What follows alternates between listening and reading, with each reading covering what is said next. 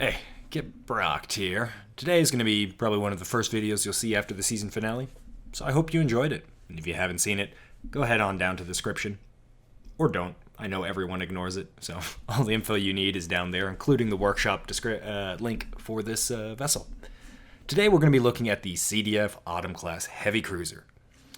It's quite the storied ship from the CDF's point of view, and a utter pain in the ass for anyone that's been on her receiving end.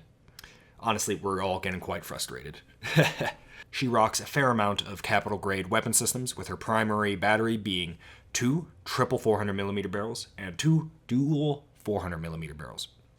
After getting out my calculator and running the calculations, she has approximately, but not confirmed, 10 barrels of 400mm. Yes, I'm here for you. Both are super firing, but they're located split in half on the dorsal ventral side. They can be brought to bear on a nose-hot attack profile. That is, all 4 weapon systems can engage if the nose is directly pointed at the target. They can also function if the target is perfectly 90 degrees offset, which is somewhat difficult to do on non-static targets. This makes her an excellent siege and chasing vessel. The dispersed firepower is also very useful when you're fighting smaller destroyer-type ships, which tend to do a bunch of backflips around you and move all around your arcs of fire. Thus, with this setup, you can always have a main battery-style weapon engaging said destroyer.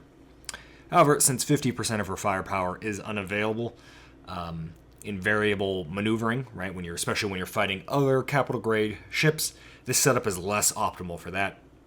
Not saying she's bad, just explaining where her design focuses lie and where her design focus is sacrificed at, right? Because you always have to sacrifice to gain something.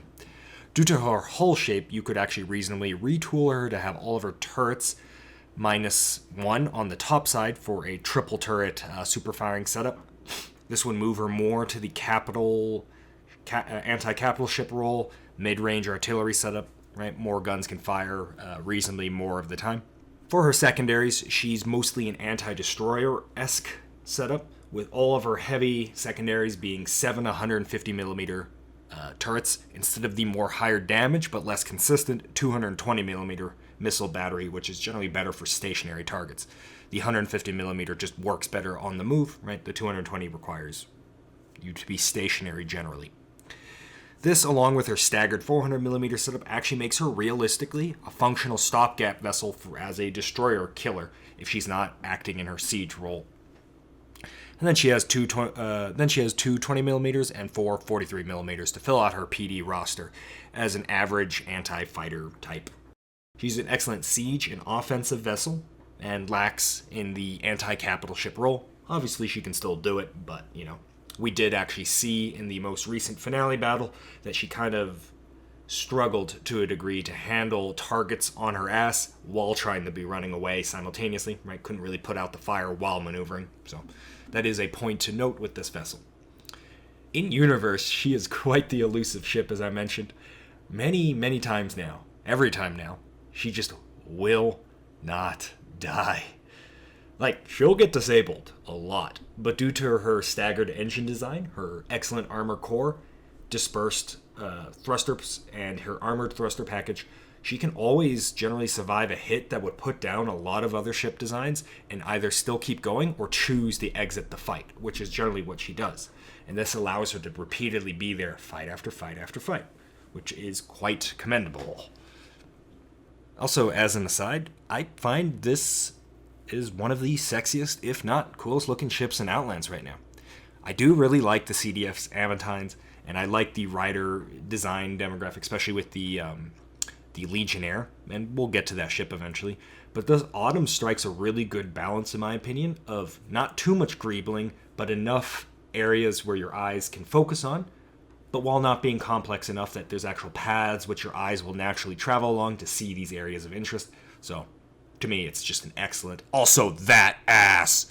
Yeah, no, I like cool looking thruster packages, and this is a very good looking thruster package. Okay, I'm done.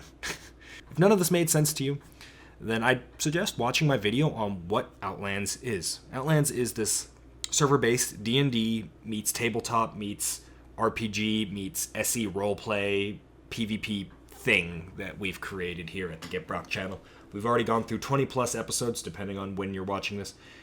Consider checking it out, and perhaps, if you're interested, come join. The door is always open. Anyway, this ship has been pretty awesome. Once again, workshop link down in the description. She was made by CDF long-timer Legacy, and he's been in a lot of battles, and it really shows when he designed this ship. So, a moment for the autumn. Excellent ship from the CDF. Before I head off, gotta thank those who go above and beyond for the channel. First off, thanks for the viewers, obviously. Love you guys. It's always fun reading your comments, so feel free to comment down below. That being said, Patreons, my homies, you are the autumn to my CDF. But seriously though, thanks guys. Appreciate the support, and we'll see you guys around.